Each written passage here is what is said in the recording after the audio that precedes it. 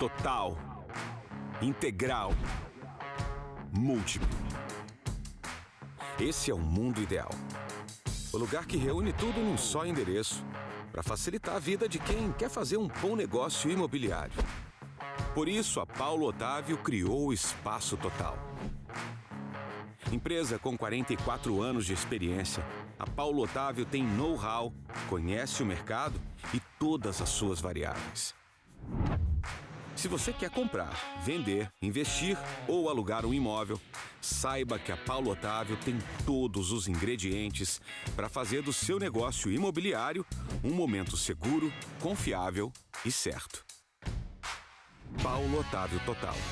Para comprar, vender, alugar e investir. Tudo junto num só lugar.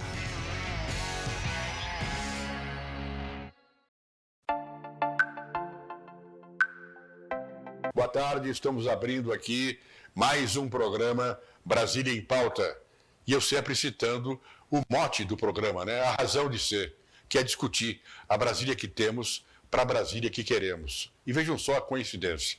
Hoje, para honra minha, está comigo aqui o Paulo Muniz, que é o presidente do CODESE. O CODESE é uma entidade que surgiu em 2018 e está aí congregando o PIB do DF para pensar nos problemas de hoje, nas soluções para que teremos amanhã como qualidade de vida. Paulo, tenho o prazer em te receber aqui. Tudo bem? Prazer é todo nosso aí. CODESE, olha a coincidência, né? Eu sempre estou falando, a Brasília que temos para a Brasília que queremos. Estou sempre aqui multiplicando sempre esse conceito.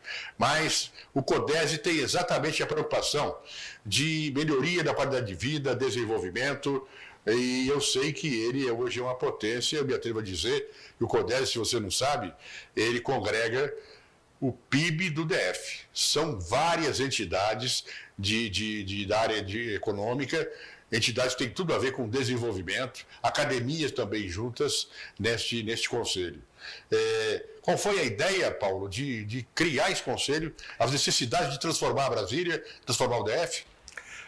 O CODESE, o Conselho de Desenvolvimento Econômico Sustentável e Estratégico do Distrito Federal, ele foi baseado num trabalho que a Câmara Brasileira da Indústria da Construção vem difundindo pelo Brasil, que é o Futuro da Minha Cidade, que é o que aconteceu lá em Maringá, que há mais de 22 anos, a cidade de Maringá hoje é uma referência nacional, tem mais de 22 anos, que tem lá o CODEM. Fomos provocados pelo CODESE de Goiás, aqui de Goiânia, em 2017, e aí resolvemos fundar o CODESE, tendo em vista um momento muito difícil que nós vivemos nos últimos 10 anos. Sim. E como você mesmo colocou, realmente, Brasília é um grande laboratório para o Brasil. Aqui nós temos condições de fazer todas as experiências que o governo federal pode fazer, porque nós muitas vezes lembram de Brasília como uma ilha da fantasia. Mas nós temos aqui também problemas sociais muito graves. Então nós temos um desequilíbrio social muito grande. Estão conosco mais de 90 entidades e empresas e entidades da sociedade civil e também fizemos um trabalho com nossas 19 câmaras, são câmaras de desenvolvimento urbano, segurança, saúde, educação, cultura, entre outros. E essas câmaras desenvolveram o trabalho UDF que a gente quer. Que em 2018, na campanha, nós tivemos a oportunidade de entregar a todos os candidatos metas e ações que todas essas câmaras desenvolveram. Evidente que houve um diagnóstico e a partir, para formular o diagnóstico, uma autocrítica, né, dos setores, né? Exatamente. Nós fizemos um trabalho pautado com as necessidades dos diversos setores, com uma análise de problemas que nós tínhamos naquele momento. A história, onde erramos, porque erramos. Né? Exatamente.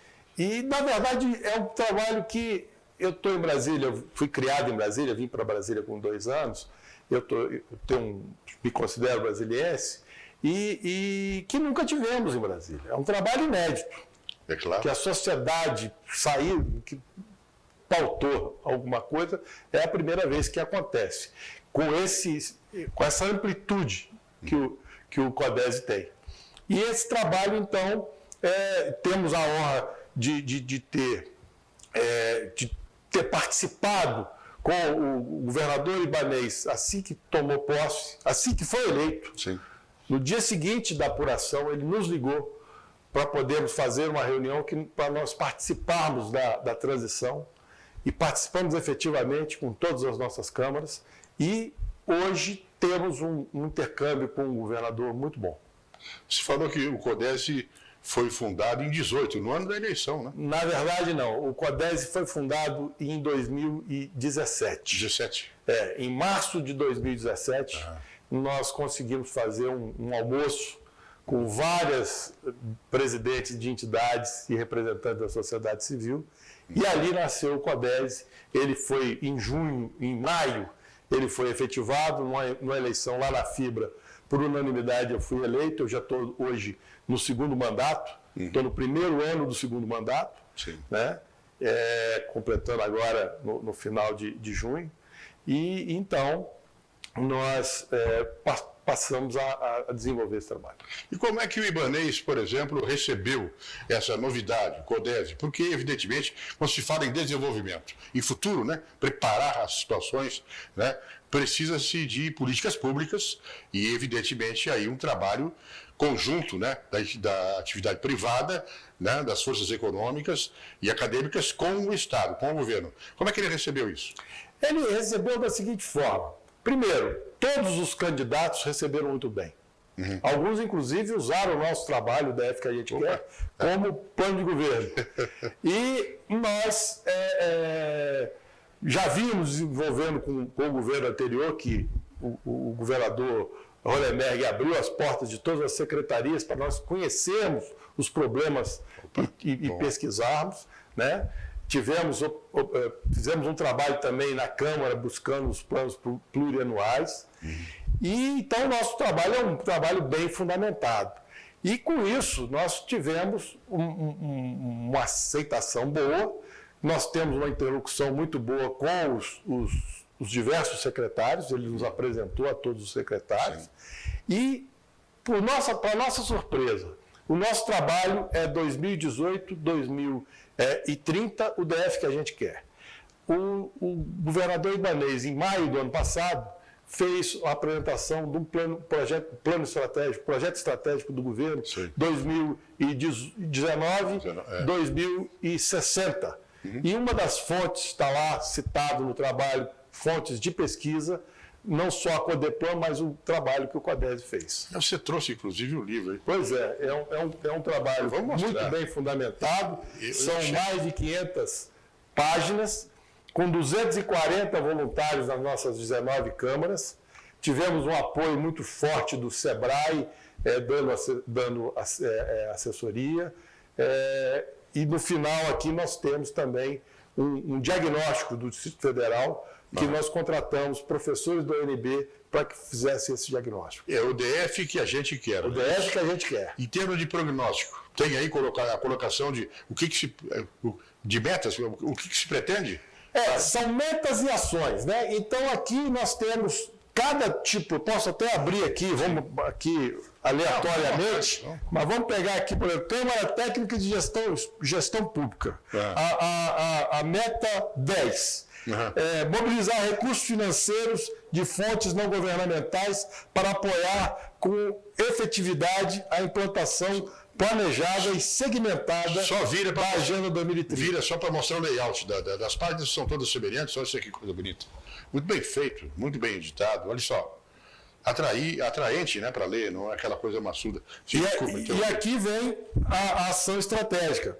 Fomentar a busca de recursos e assim por diante. Sim. E assim são as diversas metas em todas as... A educação, por exemplo, nós temos aqui meta 1. Até 2030 acabar com qualquer tipo de epidemia de doença transmissível no DF. Isso na educação. Desenvolver e implementar campanhas educativas e outras ações de prevenção e combate a doenças sexualmente transmissíveis com foco na comunidade escolar. Quer dizer, então, são projetos muito bem... De responsabilidade, né? E todos os nossos membros e os nossos gestores, que a grande maioria permanecem os mesmos, vêm trabalhando nessas metas. Recentemente, nós fizemos um workshop, agora em março, nós fizemos um workshop em que nós elencamos aqui do nosso trabalho metas que podem ser alcançadas até 2022, ainda neste governo. Então, nós estamos fazendo um acompanhamento agora dessas metas que nós queremos alcançar até o final de 2022. Sem querer ser pessimista, não, mas realista, de todas as metas, qual é a situação mais preocupante para se arrumar para o nosso futuro? São vários segmentos. Infelizmente são muitos. Nós temos problemas muito grandes, por exemplo, no desenvolvimento urbano.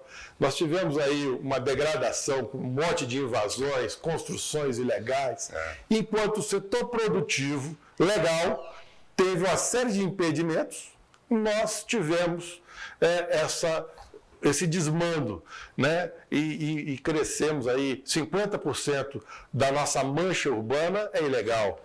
Então, nós precisamos regularizar isso. Nós temos problemas, como nós tínhamos, inclusive já foi resolvido por esse governo, as delegacias, todas não funcionavam 24 horas. Sim. Hoje funcionam.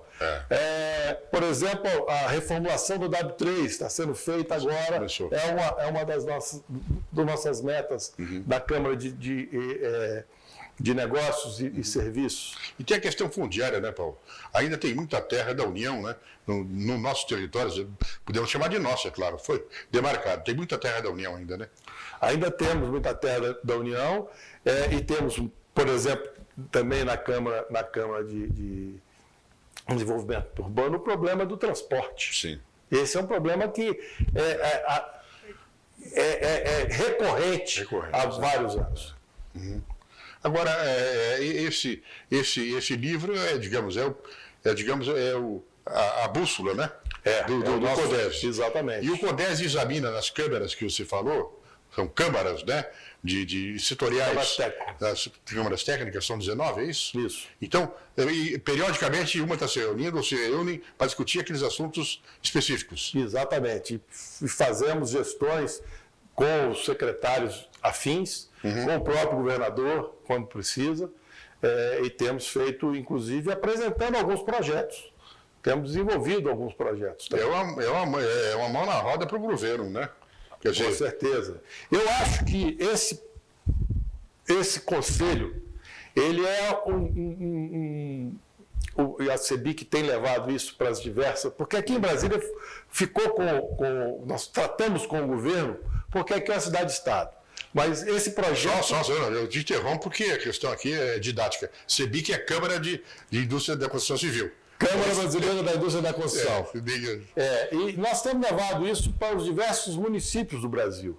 E até temos dito que, como a eleição poderá ser postergada para dezembro, ainda dá tempo de se fazer algo parecido.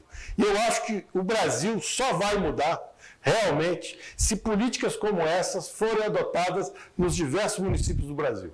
Sem dúvida. Você citou fez uma citação que eu tenho consciência dela, que é a seguinte, Paulo. Nós estamos em Brasília, uma cidade, não vou dizer que é fácil de administrar, mas é um território pequeno. Vamos comparar outros estados aí, né? Mas seria, digamos, de fácil gestão. Fácil entre aspas, né? Aqui poderíamos ter, então, como você falou no começo, um laboratório, governo federal, instalar projetos aqui, modelos para depois disseminá-los no país. Nunca houve isso, né? Não. E temos uma Câmara que é a Câmara, como nós temos uma parceria muito estreita com o CODES de Goiânia, é a Câmara do eixo Brasília-Goiânia e a região da RID. Então, nós temos aí alguns trabalhos desenvolvidos nesse sentido, como, por exemplo, o trem que nós precisamos implantar, eu ouço falar nisso há mais de 20 anos, daqui para Lusiânia, chegando talvez até Cristalina, o trem Brasília-Goiânia. Esse eixo Brasília-Goiânia é o segundo maior eixo de crescimento do país, ele só perde para o eixo Rio-São Paulo. Veja só. E por que não saiu esse trem até agora, na sua visão, Paulo? É uma pena. Falta de... Vontade política? Vontade política e determinação. Né? Determinação. Agora nós também vivemos aí uma crise, porque nós vamos precisar de dinheiro, vamos precisar de uma ordenação federal, né? Isso. Mas falou em crise. Como é que está o setor, no geral, estou dizendo o PIB, o setor econômico do DF como um todo? Não vou citar a questão da área de construção civil, da área imobiliária, né? Mas no geral, que o CODES se preocupa com tudo, diante dessa situação. Olha, com essa situação que nós estamos vivendo hoje, muito delicado, né, com o Covid, nós estamos aí já há mais de 40 dias paralisado o setor produtivo de um modo geral, principalmente o comércio. Sim. A construção, graças a Deus, não. A construção continua funcionando normalmente, mas é uma economia... O Clavidiano do Sinduscom, Clavidiano, esteve aqui e exatamente relatou a situação da construção civil. Com muito cuidado, mas está andando, né? Estamos com determinações, aliás, um trabalho muito bonito que o Dionísio Clavidiano, presidente do Sinduscom, vem desenvolvendo, orientando todas as empresas para que a gente não tenha problema. E Sim. Até agora não tivemos nada de grave nas nossas obras. Agora, da sua visão, no geral, vai ser complicado, ninguém sabe, né? Até quando vai essa coisa, essa crise, vai ser complicado o day after, né? Sim, com certeza. Mas Brasília vive uma situação um pouco diferente pelo número de funcionários públicos que não tiveram nenhuma perda salarial, nem nenhuma perda de emprego. Então, eu acho que Brasília vai poder reerguer mais rápido. No mínimo 50% da capacidade de trabalho está na área pública. E esses funcionários, afinal de contas, giram a economia, né? Com certeza. E tem outros, claro, da área privada. Brasília, o forte é a prestação de serviços exatamente para essas pessoas. Interessante. Mas muitas empresas, Paulo, estão em situação, umas já quebraram. A pequenininha já não tem condição de voltar. O Valdir do Sebrae esteve aqui comigo outro dia e conversamos sobre esse assunto. Uma preocupação danada de recuperar, reerguer certas empresas que são estratégicas, interessantes do ponto de vista do consumo popular, né? Isso é muito triste e não temos soluções, porque realmente o governador tomou a iniciativa de fazer o bloqueio e precisamos fazer, não tem jeito. Claro. Isso foi uma atitude muito boa e retornar às atividades é mais difícil do que fechar. Porque você depois tem que ter uma série de situações, né? Criatividade, tem que ter muito apoio do Estado, né? Com muito certeza. Apoio, né? E ele pode contar com o apoio também do CODES para a gente poder ajudar nisso. Maravilha. E uma questão que sempre se coloca, para a gente chegando quase no final, né, do programa, desse bloco seu, é o seguinte: a construção civil, essa área, onde nós temos aqui ainda problema sério de habitacional, problemas de qualidade habitacional, e não vamos nos falar nos terrenos devolutos, né, nessa questão fundiária que é mal resolvida ainda, ela seria um impulso muito grande para algumas situações. Eu não vou ensinar o professor aqui. Por exemplo, moradia, a questão da mobilidade urbana, a questão dos nossos traçados, né? Você pega hoje, em determinado horário, pega o seu carro, né? E vai a Taguatinga, ou volta de Taguatinga, vai a Taguatinga às 7 horas da noite. Ou vem de lá para cá, de Águas Claras para cá, às 7h30 da manhã. É um caos, né, Paulo?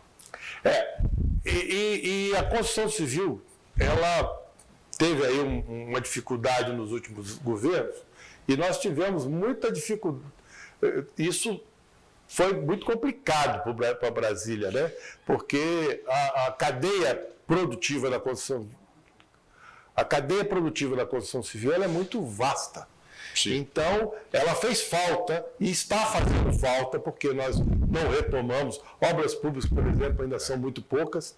Então, ela está fazendo falta para poder... E é o melhor caminho, não só de Brasília, mas do governo federal, para poder ter uma retomada. Gerar empregos, gerar renda, gerar riqueza para o país. Porque é tudo 100% nacional, todos os nossos insumos. São, né? E todas as cidades do Brasil, principalmente Brasília, são carentes de infraestrutura, de mobilidade urbana, de habitação. Então, a construção civil tem condição de ser uma grande alavanca para recuperar esse problema que a pandemia trouxe para o país. Você citou uma situação, outro dia, conversando com algumas pessoas, não sei se foi aqui no programa, a questão é o seguinte: há muitos produtos de consumo no DF que são importados. Isso, com esse desenvolvimento, terá que diminuir ou acabar. Mas a construção civil importa muito pouco material. Não sei, é coisa de luxo que quer, sei lá, né? Coisas opcionais, né? Mas importa muito pouco. Né? Praticamente nada. Praticamente nada. É tudo nosso aqui. É tudo nosso. É tudo 100% fabricação nacional. Maravilha. Então, nós temos condição realmente, inclusive, de dar preferência à fabricação nacional. Claro. Né? Então, nós temos condição de alavancar a economia com muita rapidez. Uma última pergunta. Fiz para o Paulo Otávio essa pergunta, semana passada aqui. O setor imobiliário, o setor da construção civil, né? Setor produtivo dessa área. Depois da crise, como ficarão os custos disso? Custo do setor e o custo do cliente que evidentemente, que demanda, né, que investe nessa área. Como vai ficar isso? É uma incógnita, né? Nós não sabemos. Por enquanto, os nossos insumos estão tranquilos. Nós não estamos tendo falta de material. Sim. Esse é o equilíbrio da oferta e da procura. Enquanto nós tivermos essa oferta equilibrada, isso funciona bem. Mas em Brasília nós temos um problema hoje grave, por conta do passado recente, das dificuldades de aprovação de projetos e a insegurança jurídica. Nós tivemos poucos lançamentos imobiliários. Opa. Então nós temos hoje uma oferta imobiliária, de número, principalmente de residências, muito baixo. Nós estamos abaixo de 3 mil unidades em oferta. Isso é um desequilíbrio que pode gerar um aumento de valor do imóvel, porque a procura ela é latente. Nós não atendemos a demanda nem no Brasília e nem no Brasil. Nós não atendemos a demanda habitacional em Brasília, tanto não atendemos que hoje temos invasões espalhadas de pobres, médios e nobres por toda a cidade. Interessante. Você está dizendo uma coisa interessante. Eu estava observando outro dia, num dos locais, eu vou citar, né? 4, 5 espigões, né? Relativamente novos, de 5 anos para cá. Poxa, o pessoal corajoso em investir desse jeito aí. E fiquei observando todos ocupados. Com certeza. A demanda há uma carência. Há uma carência. carência, exatamente. Quer dizer, o investimento é seguro. E Brasília é uma das cidades que mais cresce no país há muitos anos seguidos. Né? Ela vem crescendo, a população vem crescendo todo ano. Né? Ela é muito atraente, né? Então nós precisamos produzir para atender. Sim. Bom, o CODESE congrega aí quase 50 organizações, né? Entre empresariais e organizações de sindicais também tem, né? Somos mais de 90. Mais de 90? Entidades e empresas. Então aproveita, no finalzinho, aproveita e manda uma mensagem aí para esse pessoal todo que está nos assistindo desse segmento todo, Paulo. O CODESE precisa muito do apoio de toda a sociedade, porque ele nasceu com o setor produtivo, mas hoje ele pertence à sociedade do Distrito Federal. Então nós temos o nosso site, codesdf.org.br, em que quem tiver qualquer afinidade com as nossas câmaras, tiver contribuição em Brasília, tem pessoas com grau de escolaridade muito alto, e podem nos assessorar, estamos abertos a sugestões. Obrigado, doutor Paulo Muniz, presidente do CODESE. Obrigado pela sua presença aqui, pelos esclarecimentos. Sempre assuntos de grande utilidade pública, de interesse público. Depois do intervalo, eu tenho uma entrevista com José Eustáquio, é o presidente do Sistema de Cooperativa de Bancos, Sicob-DF. Espere um pouquinho só.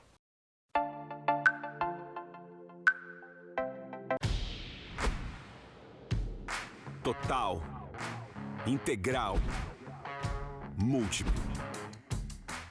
Esse é o mundo ideal.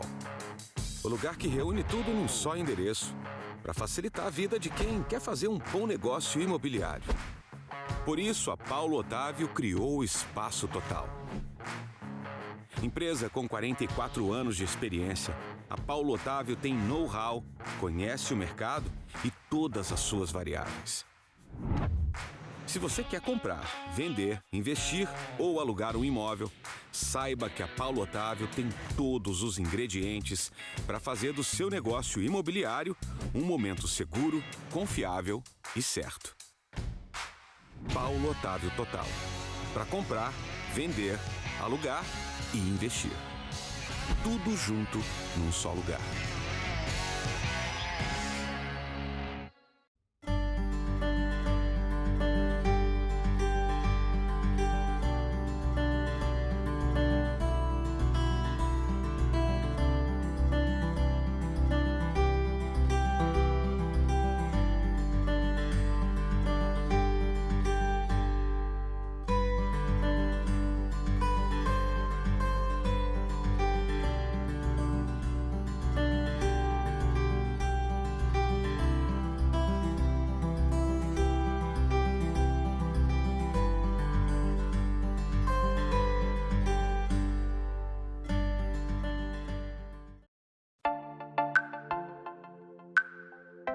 Neste bloco do programa eu tenho a presença, para mim, honrosa e prazerosa, de um velho amigo, um grande industrial do DF, Antônio Eustáquio, membro da Fibra e atualmente presidente do sistema Sicoob. Eustáquio, tudo bem? Como é que está você? Tudo bem, Jair. Muito bom falar com você. Há quanto tempo? Muito tempo, mas nos vemos hoje e você veio aqui para prestar um serviço à sociedade, não só às empresas, ao PIB do DF, mas também a toda a sociedade com os seus esclarecimentos. Eu sei que você é o presidente do Sicoob, do sistema Sicoob empresarial. Como é que o Sicoob, ele é multifacetado, né? Empresarial é uma presidência que é sua e tem outros segmentos, né, Eustáquio? Jair, o sistema Sicoob de cooperativismo, Sicoob empresarial faz parte do sistema do cooperativismo. E o Sicoob empresarial é uma das cooperativas do Distrito Federal, né? E ela é empresarial para atender, foi nascida aqui dentro da Federação das Indústrias na década de 90, não, melhor, 2003. Nasceu-se dentro da Federação das Indústrias em 2003, para atender o micro e pequeno empresário, dentro daquele anseio dos empresários que queriam, né, na dificuldade de acesso ao crédito, melhor atendimento, tudo isso. Então, nós estamos comemorando os 17 anos de existência. Mas o sistema tem a ver exatamente, está ligado à Federação das Indústrias, à Fibra, não é? Aqui em Brasília. Não, Jair, não é. Foi nascido aqui dentro da federação, mas tem vida própria, independente. Sim, claro. Claro que atende, o foco principal é o empresariado, mas não tem ligação nenhuma com a Federação das Indústrias, somos independentes. Quer dizer, ele evidentemente, uma cooperativa, né? E ela atende todos os segmentos do PIB, segmentos produtivos, né? Do DF. Exato. Para ser cooperado na nossa cooperativa, tem que ser PJ, tem que ser pessoa jurídica, né, da ordem da indústria ou do comércio. Uma vez tendo uma conta, sendo cooperado, a cooperativa é uma sociedade de pessoas, né, e aí se uniram e fundaram a cooperativa para melhor atender. Então é uma sociedade de pessoas. Uma vez cooperar com pessoa jurídica, aí pode ser pessoa física também. Nós estamos agora, já aprovado pelo Banco Central, dependendo só de referendação nossa, através da Assembleia, a livre admissão. Aí nós vamos atender qualquer pessoa que nos abordar. Sim, mas me diz uma coisa. Dentro de todo esse universo, hoje, Sicoob em Brasília, dá para mais ou menos precisar ou informar qual o segmento majoritário? É do grande empresário, do médio? Qual é a situação nesse sentido? Não, o foco do Cicobi empresarial é micro e pequenos empresários. Mas já estamos em condição, temos condição de atender já o médio empresário, sim. E temos muitos empresários. Hoje, nossa cooperativa, como eu falei antes, está comemorando esse ano 17 anos de existência, e com 6 mil cooperados, né, e com uns ativos muito bons, com liquidez excelente, e distribuindo sobras, dando resultado. 6 mil cooperados, Eustáquio? Exato, 6 mil. É um número significativo, hein? E uma coisa importante para as pessoas saberem, você colocou aí, não vou deixar escapar não, então hoje a pessoa física pode ser correntista, digamos, do Cicobi também? O cooperativismo, Jair, ele não tem conta corrente, ele é sócio na cooperativa. Ele tem que estar com um aporte de capital mínimo para fazer parte da sociedade. E daí, então, ele se torna cooperado, sócio da instituição. E aí ele participa de todos os serviços, tudo que é oferecido, todos os créditos, tudo que o sistema financeiro oferece, nós oferecemos, e aí a pessoa pode usufruir de tudo isso. E nós temos uma vantagem frente ao sistema financeiro, de que distribuímos lucros, sobras, né, no caso do cooperativo, sobras, e não temos os lucros do sistema financeiro, bancos têm aí, nós representamos por ser sociedade, por ser cooperativistas, de muitas taxas, de muitas despesas, a cooperativa não pratica. Interessante, muito interessante. Eustáquio, mas é bom a gente esclarecer uma coisa fundamental. A situação hoje, o que houve, gente? Deu tilt aí? Peraí, só Eustáquio. Oi? Deu tilt da gravação? Foi o monitor? Azulou tudo aqui. Deu um... Aqui está ótimo.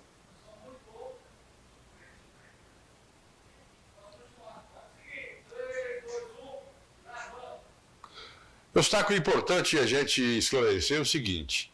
O sistema Cicobi cooperativo, ele hoje oferece condições, diante dessa crise horrorosa que está aí, e facilitadas para a área empreendedora, para a área empresarial, para a sua clientela?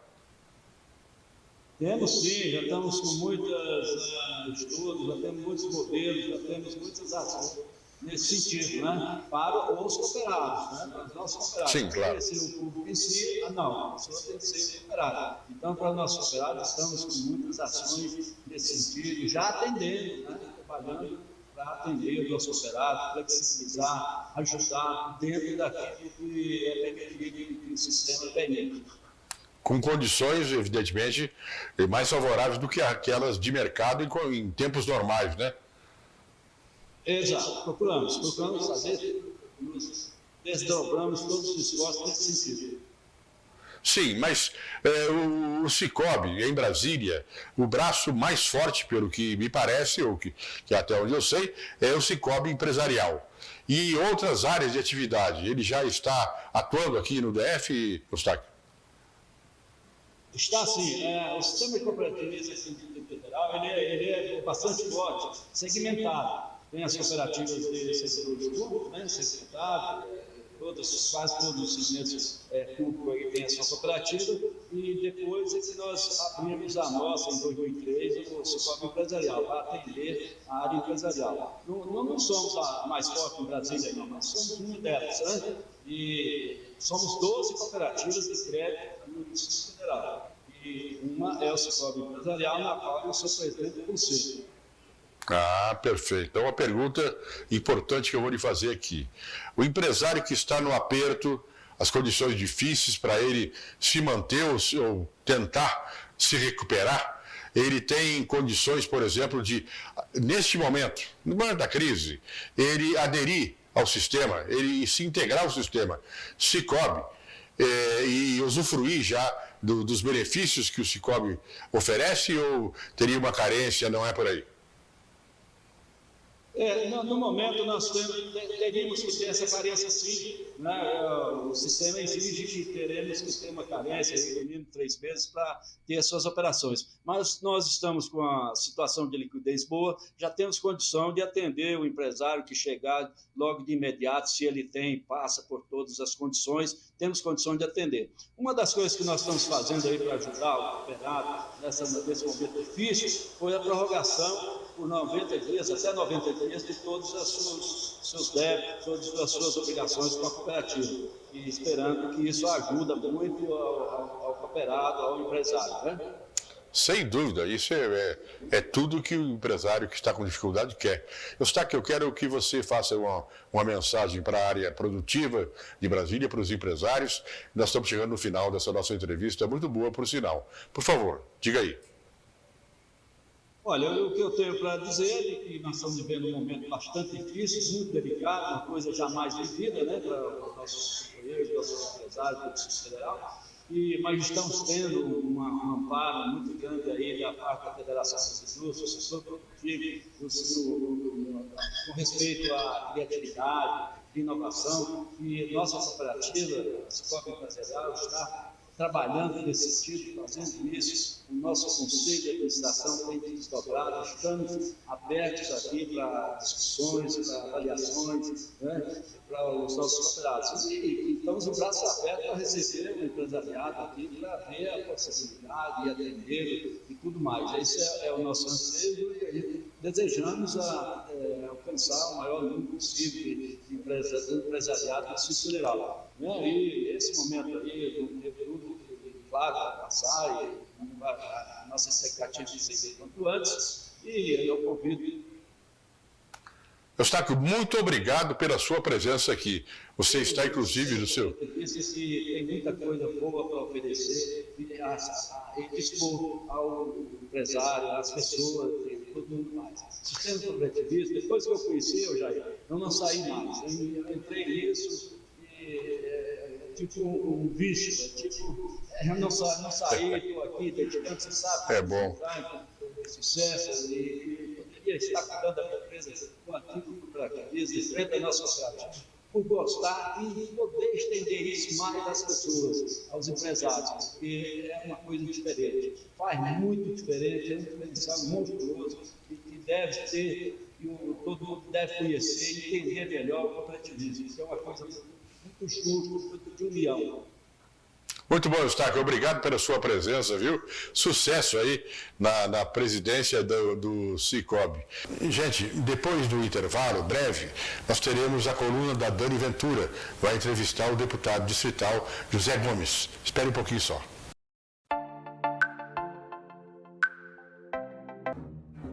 Brasília parou, mas a vida está em movimento.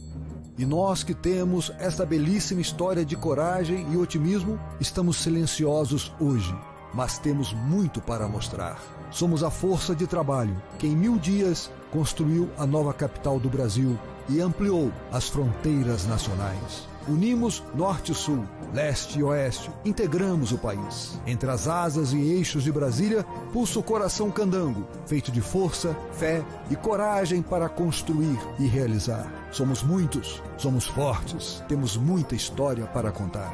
Esperança é a nossa bandeira, determinação é a nossa força. Então vamos juntos, dar a volta por cima e viver todos os sonhos que pulsam no coração candango. Paulo Otávio, 45 anos. Brasília, 60 anos. Os sonhos candangos vivem em cada um de nós.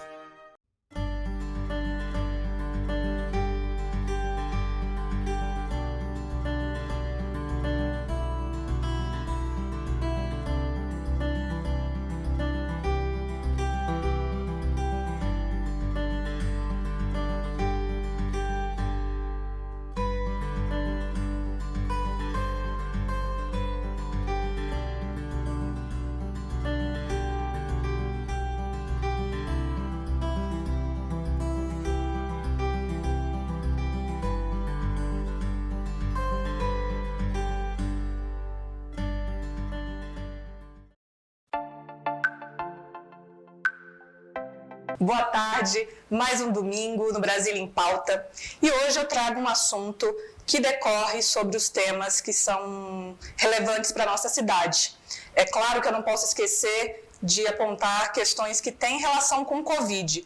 E, paralelo a isso, eu trago um tema de trabalho, representação social, com o meu convidado muito especial aqui hoje, o deputado José Gomes. Seja bem-vindo, deputado.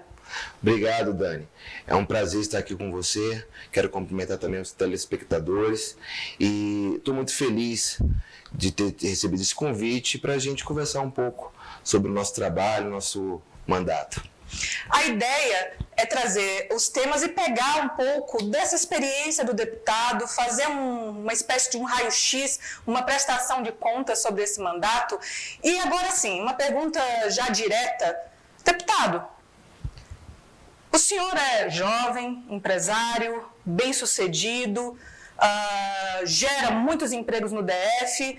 Por que você quis enveredar para a área política, né? Acaba virando um representante da população, mas também é uma missão bem espinhosa. Qual é a sua intenção com isso? Dani, muita gente me perguntou isso. Por que eu ia sair da minha área empresarial, lá eu estava tranquilo, tudo, e por que eu ia encarar a política? Só que como cidadão, me incomodava ver algumas coisas que a gente vê na nossa cidade, no nosso país. E eu, como administrador, sou formado em administração, eu sempre queria contribuir mais. Então, eu vi na política essa oportunidade. A gente viveu um momento anterior que a gente vê tantos escândalos e tudo. E eu, como empresário, na época, antes de vir para a política, eu cheguei a gente ser o maior gerador de emprego no Centro-Oeste. E isso eu fiquei muito feliz e falei, eu vou lutar mais por essas pessoas, para ajudar.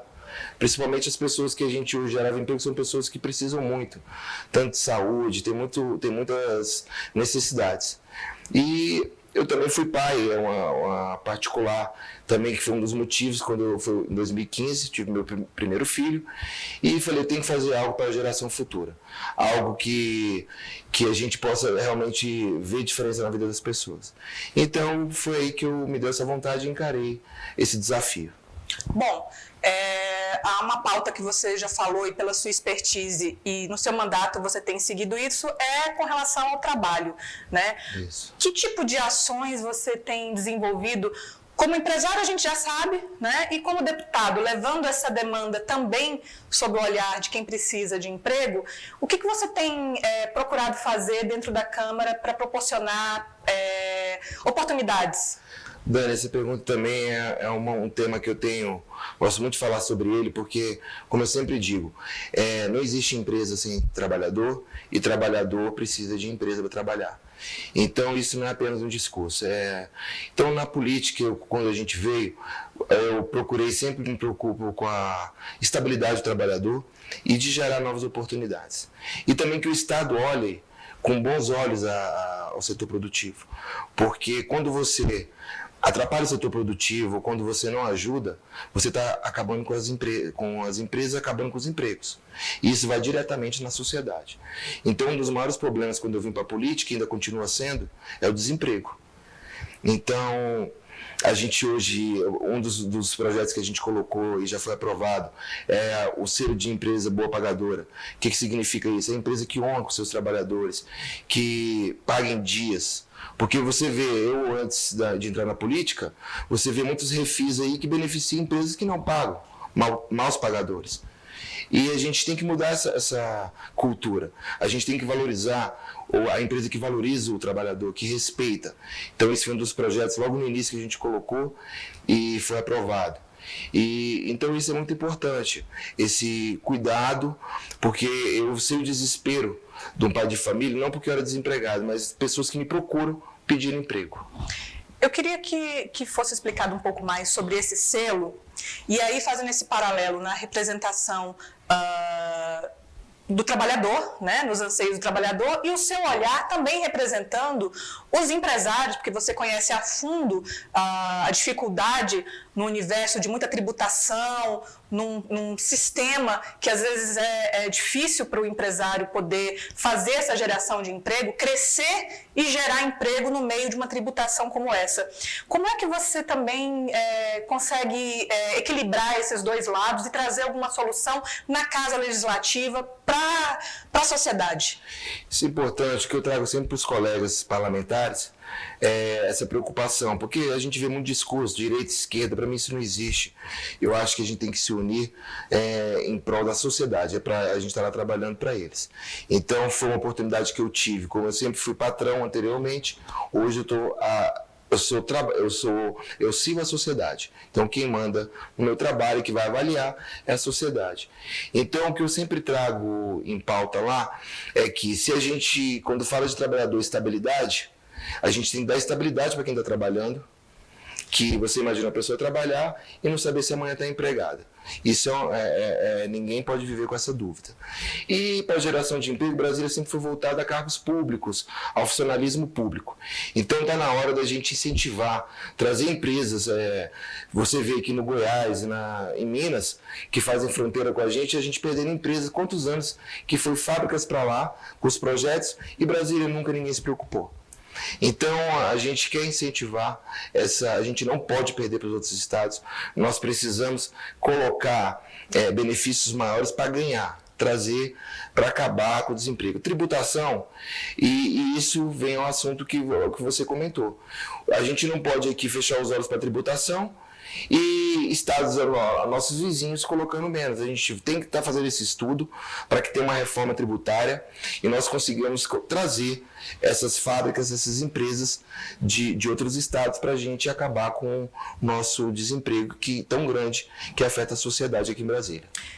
Vocês têm discutido na Câmara alguma nova vocação para Brasília, especialmente nessa situação de crise? Eu imagino que vocês discutam alternativas para gerar emprego e para atrair essas empresas. Isso. Vocês já têm uma visão de qual pode ser uma nova vocação ou incluir aí no rol de possibilidades do DF algum nicho específico? Tem empresários interessados? Como é que você... Dani, a gente já vem estudando isso, sim. Você vê, aqui em Brasília não tem uma fábrica, vou dar um exemplo de automóveis. Então, aqui ela é bem localizada, a nossa região já é estratégica até para distribuição. E o importante é que a gente traga logo essa pauta da tributação, que já está sendo estudado por mim e pelos colegas, para que a gente consiga mudar isso e incentivar essas grandes empresas vindo para Brasília para a gente gerar emprego. Eu tenho visto que o seu trabalho também está bem alinhado com as propostas junto do governo do Distrito Federal, com o governador Ibanez, né? Vocês parece que tem um alinhamento dos projetos, você consegue debater isso de uma forma representativa, mais apaziguadora. Como é que é a sua posição junto com o Executivo e as demandas que chegam do Executivo na Câmara? E como é que você tem trabalhado a pauta junto com o governo? Dani, como eu falei, eu não tenho nem direita nem esquerda, e realmente o Ibanez, ele também é o primeiro mandato dele, eu vejo ele muito atuante, porque eu acho que eu vim com essa energia, com essa vontade das coisas acontecerem rápido. E a gente observa, quando estava de fora da política, que você no setor produtivo as coisas acontecem. Então eu vejo esse viés de trazer projetos que são em benefício à cidade.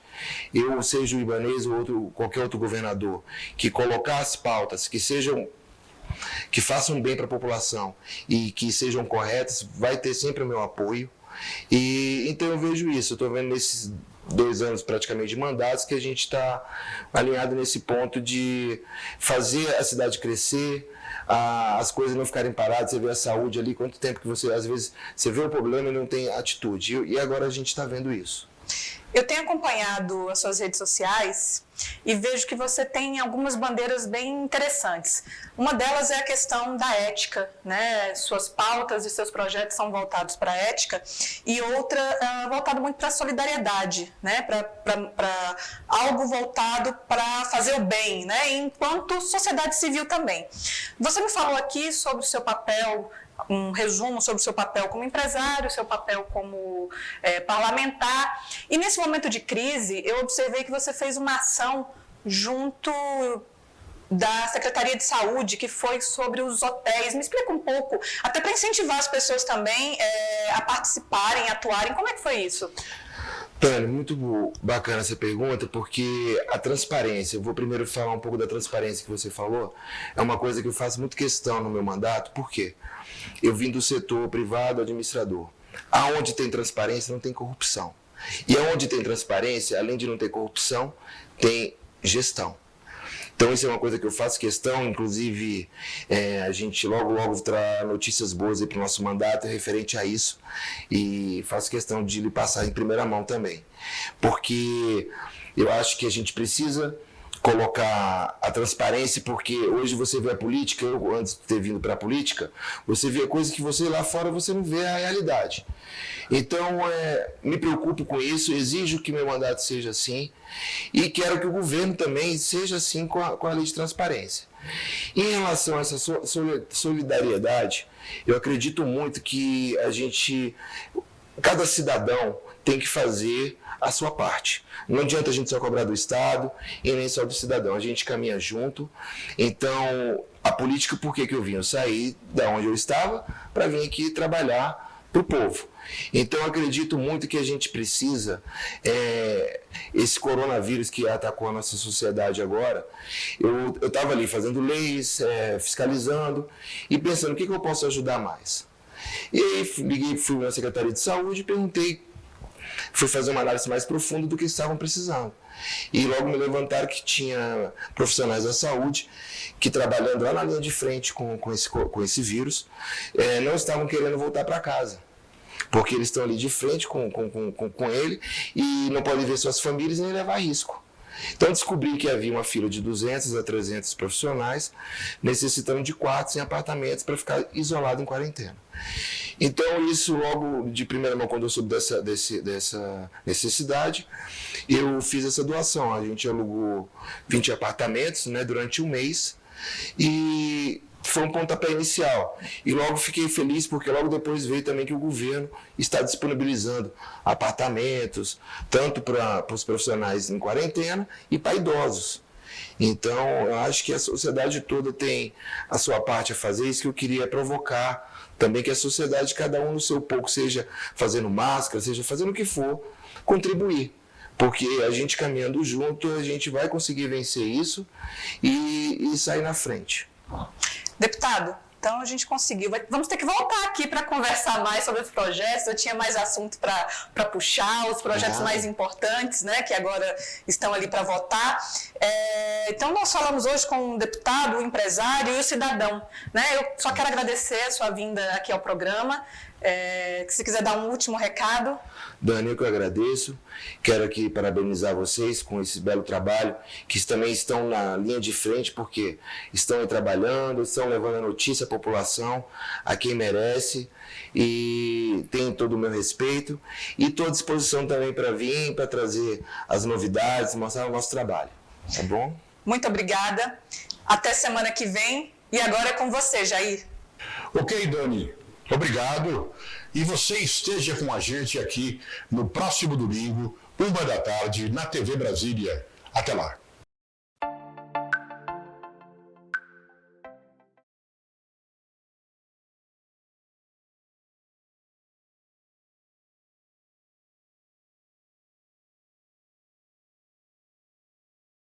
O melhor lugar do mundo é aqui, na Asa Norte. Viva o apartamento dos seus sonhos, no lugar que você sempre sonhou.